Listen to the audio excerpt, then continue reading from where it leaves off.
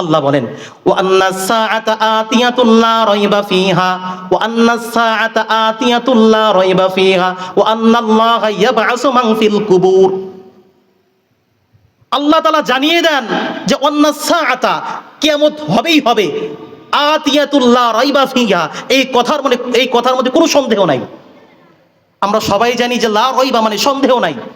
আলিফ লাম মিম যালিকাল কিতাবু লা রাইবা ফি হুদাল লিল মুত্তাকিন, এই আয়াতের তাফসীর আমরা কম বেশি সবাই জানি। তাহলে ওয়া আন্নাস সাআতা, কিয়ামত হবেই হবে, আতিয়াতুল্লাহ, কিয়ামত অবশ্যই হবে, লা রাইবা ফিহা, এতে কোনো সন্দেহ নাই। ওয়া আন্নাল্লাহা ইয়াবআসু মান ফিল কুবুর, অবশ্যই আবার মানুষকে কবর থেকে উঠানো হবে, আবার অবশ্যই মানুষকে কবর থেকে উঠানো হবে। তাহলে আমরা বুঝি আমরা কি করছি। আমাদের বিশ্বাস আমরা মারা যাব, আমাদের আমল হিসাব নিকাশ হবে। যে কথা আমি বলতেছিলাম যে এই দুনিয়া তো সামান্য কয়েকদিনের, আমরা কি হতভাগা যারা তারা কি করি, আমরা হতভাগা যারা তারা ভাবি যে আচ্ছা এই দুনিয়াটা ভোগ বিলাসের, এখানে করে যাই, পরে যাক, পরকাল যা হবে না হবে। কিন্তু আল্লাহ তাআলা কি বলেন? আল্লাহ তাআলা বলেন বাল তুকসিরুনাল হায়াতাদ দুনিয়া ওয়াল আখিরাতু খায়রু ওয়া বাকা। আল্লাহ তাআলা কঠিন ভাবে জানিয়ে দিলেন, তোমরা শুনে রাখো, ওয়াল আখিরাতু খায়রু ওয়া বাকা, আখিরাতটা, পরকালটা স্থায়ী, যেটা অবশিষ্ট থাকবে, বাকি থাকবে, এটা সত্যই সত্য। এইটা বোঝানোর জন্য, এইটা মানুষের দ্বারে দ্বারে পৌঁছানোর জন্য, এই আখিরাতের কথা বোঝানোর জন্য, কবরের কথা বোঝানোর জন্য, জান্নাতের কথা বোঝানোর জন্য, জাহান্নামের কথা বোঝানোর জন্য এই আয়াতের তাফসীরে এসেছে আল্লাহ তাআলা তার খোদাই কিতাব পাঠিয়েছেন। বলেন না সুবহানাল্লাহ।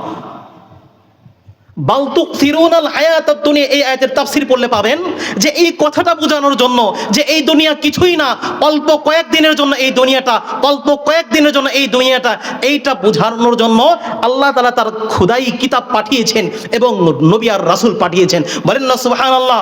এবং আলেম ওলামাদেরকে পাঠিয়েছেন। যেই দিন এই সুন্দর সুন্দর কথা বললেওয়ালা মানুষ থাকবে না, কোরআনের তাফসীর করার মানুষ থাকবে না, হাদিস থেকে কথা বলার মানুষ থাকবে না, তখন আল্লাহ তাআলা কিয়ামত দিয়ে দিবেন, আর দুনিয়া রাখবেন না। এই আয়াতের তাফসীর আরো এসেছে, আল্লাহ তাআলা পরকাল যে অবশিষ্ট বাকি থাকবে ওইটা বোঝানোর জন্যই আল্লাহ তার নবী এবং রাসূলকে পাঠিয়েছে, আর আলেম উলামাদেরকে পাঠিয়েছে। তারা এত সুন্দর সুন্দর করে বয়ান করবে, মানুষকে বুঝাইয়া দেবে যে এই দুনিয়াটা কয়েকদিনের, কবরের জগৎ, হাসরের জগৎ, এটাই সত্য। তখন মানুষেরা এই দুনিয়ার কবল থেকে মুক্তি পাবে। বলেন না সুবহানাল্লাহ। কত সুন্দর কথা দেখছেন।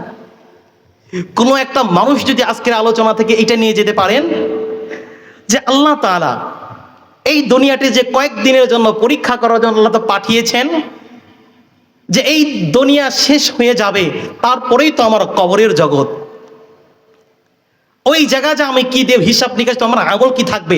তাহলে আমি দুনিয়াতে পরিবর্তন হতে হবে, আমাকে নামাজ পড়তে হবে, আমাকে যাকাত দিতে হবে, সত্য কথা বলতে হবে। এরকম যদি একজন মানুষ যদি এরকম মাহফিল থেকে নিজের মধ্যে তৈরি করতে পারেন, জজবা করতে পারেন, ঈমানের মধ্যে করতে পারেন, পাক্কা ইরাদা করতে পারেন, তাহলে আমি মনে করি এরকম জালসা করা কামিয়াব হবে। বলেন না সুবহানাল্লাহ।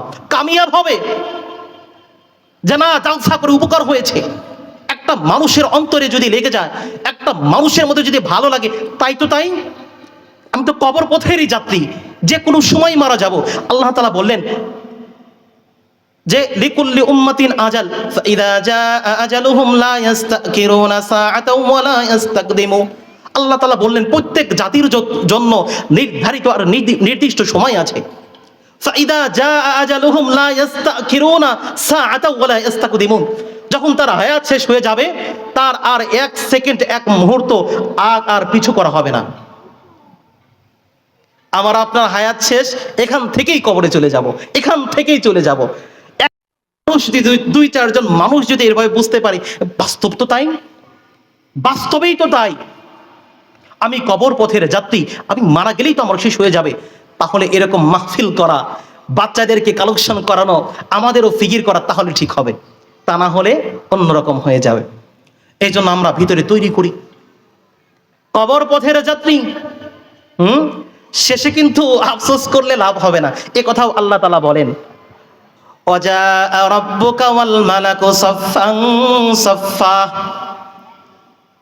وجيء يومئذ بجهنم يومئذ يتذكر الإنسان وأنى له الذكرى। আল্লাহ বলেন ওয়াজা রব্বুকা ওয়াল মালাকু সফফান সফফা, কিয়ামতের মাঠে তোমার প্রভু আর ফেরেশতারা দণ্ডায়মান থাকবে হিসাব নিকাশের জন্য। ওয়াজিআ ইয়াউমাইযিন বিজাহান্নাম, যেদিন জাহান্নাম সামনে আনা হবে, জাহান্নামকে যেদিন সামনে আনা হবে, ইয়াউমাইযি ইয়াতাযাক্কারুল ইনসানু ওয়ান্না লাহু যিকরা, ওই দিন অনেক মানুষ এমনিতেই উপদেশ গ্রহণ করবে। কি করবে? জাহান্নাম আজকে সামনে, ওই দিনকে অনেকে উপদেশ গ্রহণ করবে। কিন্তু আল্লাহ বলেন ইয়াতাযাক্কারুল ইনসানু ওয়ান্না লাহু যিকরা, ওই দিন উপদেশ গ্রহণ করে কোনো লাভ নাই। ওই দিন উপদেশ গ্রহণ করে লাভ নাই, আর সুযোগ নাই।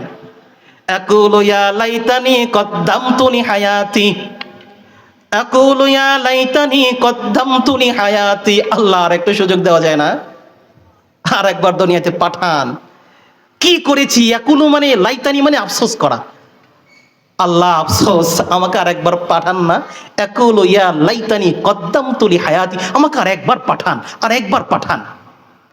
সূরা মুনাফিকুনের শেষেও আল্লাহ তাআলা বলেন, এইভাবে বলেন, ফাআসাদদাকা ওয়া আকুম মিনাস সালিহিন। আল্লাহ দুনিয়াতে আরেকবার পাঠান, নেক কাজ করি, সাদকা করি, দান সাদকা করি, তারপরেই প্রত্যাবর্তন করি, ফিরে আসে আপনার দিকে। যে কথা বলতেছিলাম, ইয়াকুলু ইয়া লাইতানি কদ্দামতু লিহায়াতি ফায়াউমা ইযিল লা ইউআযযিবু আযাবাহু আহাদ। আল্লাহর চাইতে কেউ ওই দিন আযাব আর কেউ দিতে পারবে না, আল্লাহই কঠিন আযাব দিতে পারবেন। ফায়ুআযযিবুহুল্লাহুল আযাবাল আকবার। ইয়াকুলু ইয়া লাইতানি কদ্দামতু লিহায়াতি ফায়াউমা ইযিল লা ইউআযযিবু আযাবাহু আহাদ ওয়া লা ইউসিকু ওয়াসাকাহু আহাদ। আল্লাহর চাইতে আর কেউ কঠিন ভাবে বাঁধতেও পারবে না, পাকড়াও করতে পারবে না। আল্লাহর পাকড়াও বড় পাকড়াও, আল্লাহর আযাব বড় আযাব, এটা আল্লাহর কথা। তাহলে কি করছি, কি করতেছি, কি করতেছি? আল্লাহ আযাব এবং দিবেন, কি জন্য দেবেন না? আর একটা জায়গা থেকে শুরু করি, বক্তা এসে গেলে আমি ছেড়ে দেব। আর এক জায়গা থেকে শুরু করি, জাহান্নামে যে সময়, জাহান্নামে থাকার পরে কষ্টর পর কষ্ট, তখন বান্দার বলবে আর আযাব থাকতে পারি না, আমাকে একটু আযাব কম করা যায় না? লা ইউফাত্তারু আনহুম আহুম ফীহি মুবলিসুন। আল্লাহ বলে দেবেন আর এক সেকেন্ডের জন্য, এক মুহূর্তের জন্য আযাব বন্ধ থাকবে না, অবধারিত কন্টিনিউ আযাব চলবেই চলবে। ওমা যালাম, আমার এই আয়াতটা বলার উদ্দেশ্য, এই আয়াতটা, ওমা যালামনাহুম ওয়ালাকিন কানু হুমুয যালিমিন। আল্লাহ বলবেন আমি তোমাদের উপরে জুলুম করিনি, তোমরাই তোমাদের উপরে জুলুম করেছো। আমি তোমাদের উপরে জুলুম করিনি, তোমরাই তোমাদের উপরে জুলুম করেছো। তোমরা খেয়াল করো না তোমাদেরকে কিভাবে সৃষ্টি করেছিলাম? তুমি তো উল্লেখযোগ্য, তুমি তেমন কিছুই ছিলে না। তারপরে আমার কুদরতে, আমার অনুগ্রহে, আমার মেহেরবানিতে পিতার পৃষ্ঠদেশ থেকে শুক্রাণু, মায়ের জরা থেকে ডিম্বাণুর সমন্বয় ক্রমজম করে আমি তোমাদেরকে সৃষ্টি করেছিলাম। একটু খেয়াল করেছিলে? তুমি বাঁচবে বাসস্থান সেটা আমি দিয়েছিলাম, তুমি কি খাবে খাবার দিয়েছিলাম, তুমি থাকবে কোথায় জায়গা দিয়েছিলাম, এত কিছু দিয়েছিলাম। তারপরেও তোমরা আমার হুকুম মানো নাই, তোমরা আমার বিধান মানো নাই। আমি তোমাদের উপরে কিঞ্চিত পরিমাণও জুলুম করিনি, তোমরাই তোমাদের উপরে জুলুম করেছ, তোমরাই তোমাদের উপরে জুলুম করেছ।